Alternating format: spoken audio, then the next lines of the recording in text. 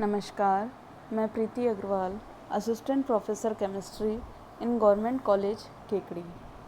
आज हम BSc second year में थर्मोडायनामिक्स सेकेंड में आगे वाला पोर्शन पढ़ेंगे। इससे पहले आप एंट्रोपी के बारे में संपूर्ण जानकारी प्राप्त कर चुके हैं। लास्ट टॉपिक में हमने रेजिडुअल एंट्रोपी के बारे में पढ़ा था। हमने देखा कि परम शून्य ताप पर यदि सिस्टम में एंट्रोपी शेष रह जाती है तो उसे कहते हैं हम रेजिडुअल एंट्रोपी। रेजिडुअल एंट्रोपी उन क्रिस्टल्स में पाई जाती है जो हेटेरोएटमिक होते हैं, जैसे carbon monoxide crystal, nitric oxide crystal आदि। आज हम पढ़ेंगे स्वतः परिवर्तिता और साम्यावस्था की सामान्य शर्तें, the general conditions of spontaneity and equilibrium. हम जानते हैं कि रिवर्सेबल मॉडिफिकेशन में सिस्टम साम्यावस्था से अनंत सूक्ष्म विस्थापित होता है, या कहें कि सिस्टम लगभग साम्यावस्था की स्थिति में रहता है। तो हम फाइनली ये कह सकते हैं कि इक्विलिब्रियम ही रिवर्सेबिलिटी उत्क्रमणीयता की शर्त है। यदि किसी प्रक्रम में रिवर्सेबल रूप से किसी परम ताप T पर dq रिवर्सेबल हीट का एब्जॉर्प्शन किया जाता है तो सिस्टम की एंट्रोपी में सूक्ष्म परिवर्तन ds को हम निम्न प्रकार लिख सकते हैं कि ds is equal to q reversible upon में t। इसे हम इस लिख सकते हैं TdS is equal to q reversible. इसे हमने नाम दिया इक्वेशन फर्स्ट। यदि प्रोसेस इरिवर्सेबल है तो वह प्रक्रम स्वतः परिवर्तित रहता है, और यह केवल तभी संभव है जब TdS का मान q रिवर्सेबल से ज़्यादा हो। तो हम लिख सकते हैं TdS greater then q reversible. इसे इक्वेशन नाम दिया 2। अब इन दोनों इक्वेशन को हम कंबाइन करें तो हम फाइनली लिख सकते हैं TdS greater than equal to q reversible. यहाँ यदि TdS का मान q रिवर्सेबल के बराबर है तो रिवर्सेबल एब्जॉर्प्शन शो होता है। यदि TdS का मान q रिवर्सेबल से ज़्यादा है तो यह इरिवर्सेबल एब्जॉर्प्शन को बताता है। फर्स्ट लॉ ऑफ थर्मोडायनामिक्स कहता है कि dE is equal to q minus W. यहाँ dE आंतरिक ऊर्जा में परिवर्तन है, q एब्जॉर्ब हीट है और w है किया गया कार्य। तो हम लिख सकते हैं q is equal to dE plus W. तो हम q की वैल्यू इक्वेशन 3 में यदि पुट करें तो हम लिख सकते हैं TdS is greater than equal to dE plus W. चूँकि आप जानते हो कार्य दाब आयतन गुणनफल के बराबर होता है, तो हम लिख सकते हैं TdS is greater than equal to dE plus PdV, या TdS minus dE minus PdV is greater than equal to 0।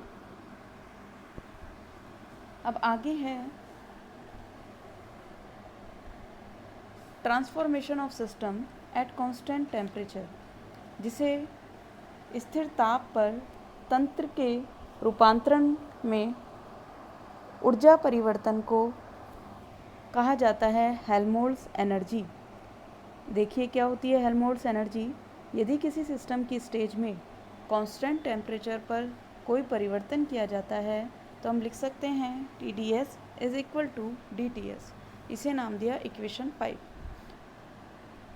तो अभी आप पढ़ के आए हैं minus DE minus W plus TdS, तो उसकी जगह हम लिख सकते हैं minus DE minus W plus DTS is greater than equal to 0, या कहें minus DE plus DTS is greater than equal to W, या minus DE minus TS greater than equal to W।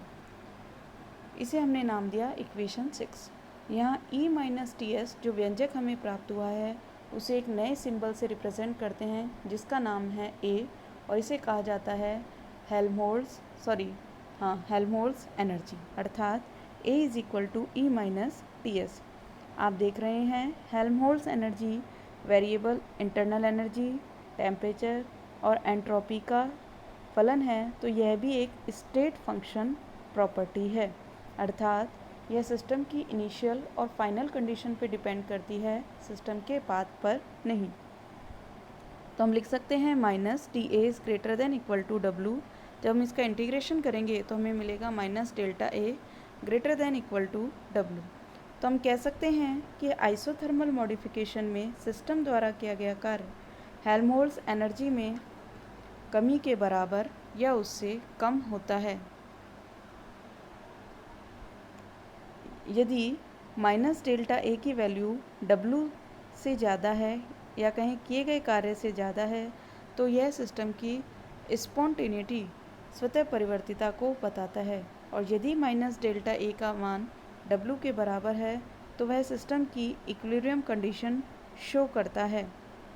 तो हम चूँकि साम्यावस्था में ऊष्मा रिवर्सेबल रूप से प्रवाहित होती है, और आप पहले पढ़ चुके हैं थर्मोडायनामिक्स फर्स्ट में कि रिवर्सेबल प्रोसेस में किया गया कार्य अधिकतम होता है, तो हम कह सकते हैं कि आइसोथर्मल मॉडिफिकेशन में मैक्सिमम वर्क जो होता है वो हेल्महोल्ट्ज़ एनर्जी में कमी के बराबर होगा, या कहें हेल्महोल्ट्ज़ एनर्जी में कमी मैक्सिमम वर्क के इक्वल होती है, अर्थात minus delta A is equal to W maximum. तो ये हुई हमारी हेल्महोल्ट्ज़ एनर्जी। अब नेक्स्ट टॉपिक है Gibbs energy, transformation at constant temperature and pressure. यदि किसी सिस्टम की स्टेज में चेंज कांस्टेंट टेम्परेचर और प्रेशर पर किया जाता है तो हम लिख सकते हैं at constant temperature TdS is equal to dTs तथा at constant pressure PdV is equal to dPV। अतः कांस्टेंट टेम्परेचर और कांस्टेंट प्रेशर की कंडीशन में इक्वेशन को हम इस तरह से लिख सकते हैं -dE minus dPV plus dTs greater than equal to 0, जिसे नाम दिया equation 10।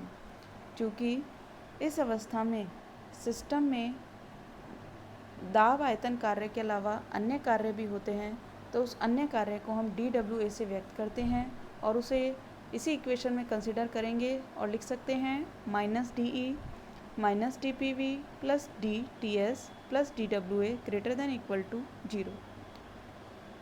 -dE plus PV minus TS greater than equal to dWA। चूँकि आप पढ़ चुके हो आंतरिक ऊर्जा और दाब आयतन ऊर्जा का योग एंथैल्पी के बराबर होता है, तो हम लिख सकते हैं -dH minus TS greater than equal to dWA। यहाँ H माइनस TS को एक नए सिंबल द्वारा रिप्रेजेंट किया जाता है जिसे नाम दिया है गिब्स एनर्जी। तो हम लिख सकते हैं Gibbs energy G is equal to H minus TS, या कहें E plus PV minus TS, या कह सकते हैं A प्लस PV।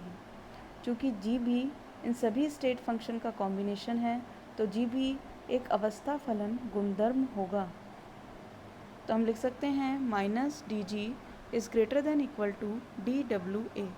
जब आप उसको इंटीग्रेट करेंगे तो आपको मिलेगा -ΔG greater than equal to WA, अर्थात कांस्टेंट टेम्परेचर और प्रेशर पर गिब्स एनर्जी में कमी सिस्टम द्वारा आयतन कार्य के अतिरिक्त किए गए कार्य के बराबर या अधिक होगी।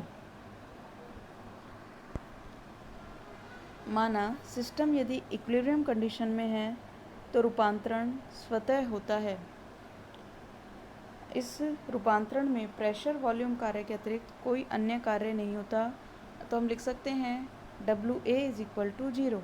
तो फाइनली हमें प्राप्त हुआ -ΔG is greater than equal to 0। तो इक्विलिब्रियम कंडीशन यदि है तो उसमें गिब्स एनर्जी में कोई परिवर्तन नहीं होगा, उसका मान 0 होगा। और यदि प्रोसेस स्पॉन्टेनियस है तो गिब्स एनर्जी में चेंज नेगेटिव प्राप्त होता है, या कहीं स्पॉन्टेनिटी या स्वतः परिवर्तित प्रक्रम की शर्त है गिब्स एनर्जी में परिवर्तन ऋणात्मक होना चाहिए। यदि गिब्स एनर्जी में परिवर्तन धनात्मक है तो वह प्रक्रम नॉन स्पॉन्टेनियस होगा, अर्थात स्वतः परिवर्तित नहीं होगा। तो इन सब का कंक्लूज़न अगर हम फाइनली देखें तो हम एक लास्ट टॉपिक पे नज़र मारते हैं, driving force for natural changes. हमने अभी पढ़ा कि कोई भी प्रक्रम यदि स्पॉन्टेनियस है तो उसके लिए गिब्स फ्री एनर्जी में चेंज नेगेटिव होना चाहिए, अर्थात ΔG is equal to ΔH minus T∆S। इसकी वैल्यू नेगेटिव होनी चाहिए। हम यहाँ देख रहे हैं गिब्स एनर्जी चेंज की वैल्यू निर्धारित करने के लिए 2 स्टेप हैं, एक है एंथैल्पी चेंज और दूसरा है एंट्रोपी चेंज।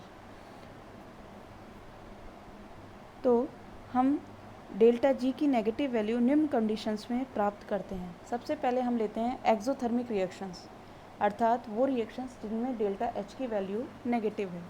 तो यदि डेल्टा एच नेगेटिव लें और डेल्टा एस एंट्रोपी में परिवर्तन पॉजिटिव है तो वे प्रोसेस हमेशा स्पॉन्टेनियस होते हैं, अर्थात वो एक्सोथर्मिक रिएक्शंस जिनमें एंट्रोपी हमेशा बढ़ती है वो प्रोसेस हमेशा स्पॉन्टेनियस होंगे।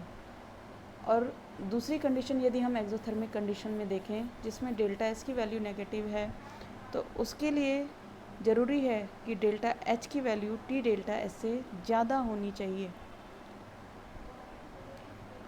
तो ऐसे प्रोसेस तभी पॉसिबल हैं जब एंथैल्पी में परिवर्तन ज़्यादा होगा एंट्रोपी में परिवर्तन के।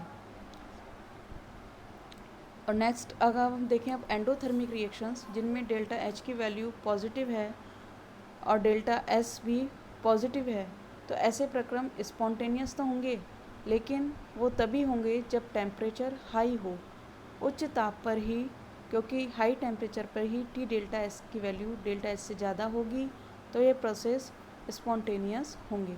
लेकिन यदि आप एंडोथर्मिक रिएक्शन की दूसरी कंडीशन देखें जिसमें डेल्टा एस की वैल्यू नेगेटिव है तो ऐसे प्रोसेस किसी भी ताप पर हमेशा नॉन स्पॉन्टेनियस होते हैं, या कहीं किसी भी कंडीशन में ऐसे प्रोसेस इम्पॉसिबल हैं जिनमें जो एंडोथर्मिक रिएक्शन फॉलो कर रहे हैं और जिसमें एंट्रोपी चेंज नेगेटिव हो। तो ये हम कह सकते हैं कि डेल्टा जी का साइन रिएक्शन की स्पॉन्टेनिटी को शो करता है। डेल्टा जी के मान के कम या अधिक होने से स्वतः परिवर्तिता या प्रक्रम के स्वतः परिवर्तित होने से कोई संबंध नहीं है। आज बस इतना ही, धन्यवाद।